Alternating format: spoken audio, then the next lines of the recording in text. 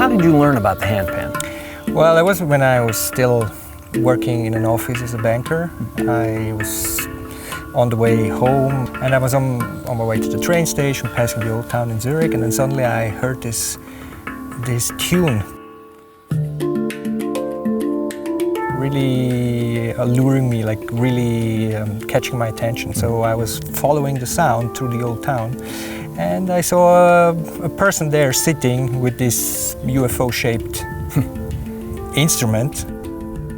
I got one at some point, and that also was at the same time where I went through a change in my life, where I decided that the banking world is probably not where I want to be. Mm-hmm. And I decided to quit my job and go traveling, just see where it takes me. And I got that instrument just like 2 weeks before my flight went. After all this traveling, I decided, okay, at some point this would be interesting to build myself. Mm-hmm. And I took a hammer and a piece of sheet metal, and that's where it started. And that's why I'm here, in the village of Rehetobel, Switzerland, where Daniel Bernasconi of Soma Sound Sculptures has generously invited me into his workshop to see how he makes ordinary steel produce the mystical tones of the handpan.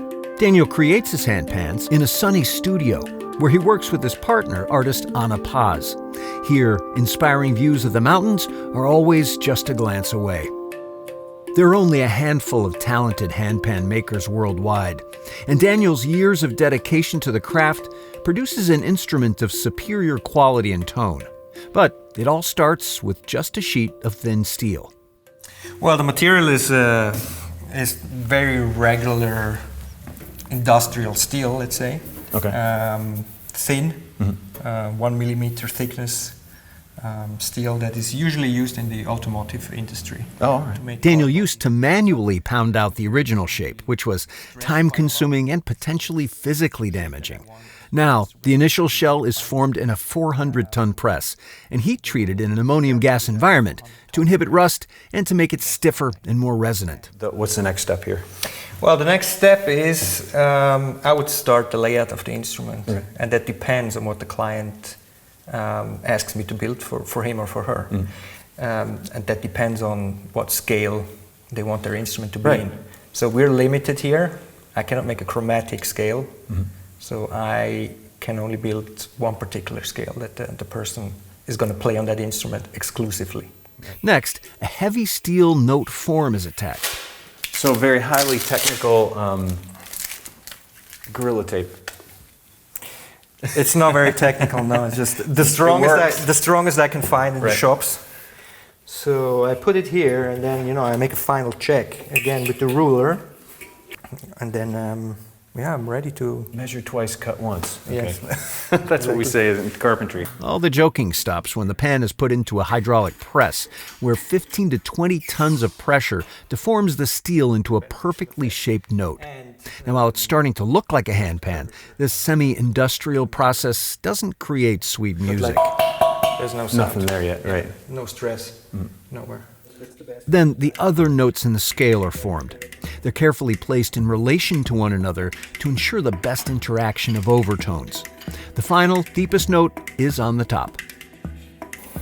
Next comes the real work, shaping, which is mostly done with a pneumatic hammer.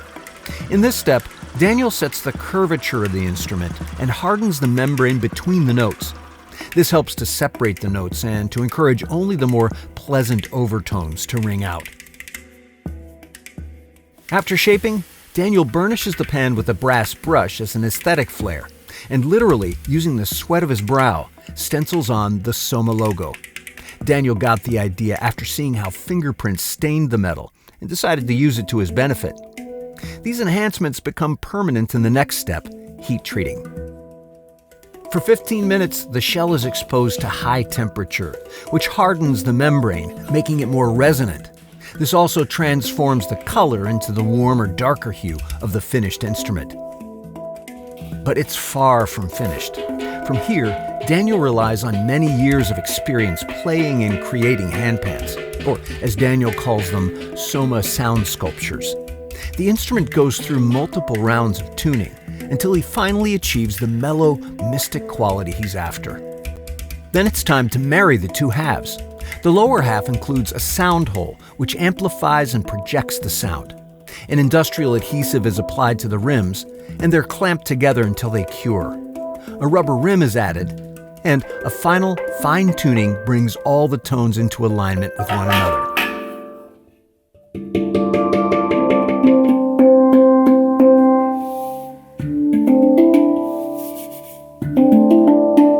At this point, the Soma Sound Sculpture is finished, unless the client has asked Anna to apply some artistic touches. With a rotary tool, she etches any number of unique designs into the instrument's surface. The possibilities are endless, but every design turns an already extraordinary instrument into a breathtaking work of visual art. Daniel prefers not to ship his handpans, but to meet with the clients in person to deliver each one. Here, finished instruments await pickup, and new owners can choose to add on a protective case as well. At this point, Daniel's creations go out to become treasured, trusted companions to people around the world. And I see when I hand over the product to the client, when he comes or she comes to pick it up, you bring something in their lives that can give them joy and relaxation, like a tool maybe, to get a bit closer to themselves. I'm not saying it's like magic what is happening, but it's just bringing you a little bit more down to earth, out of your mind maybe. And to give such a tool to somebody, for me it's very satisfying also to see then the clients being very happy with the instrument.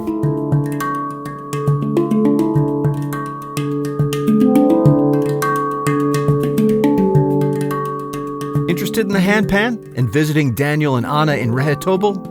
Learn more on my website and at somasoundsculptures.com.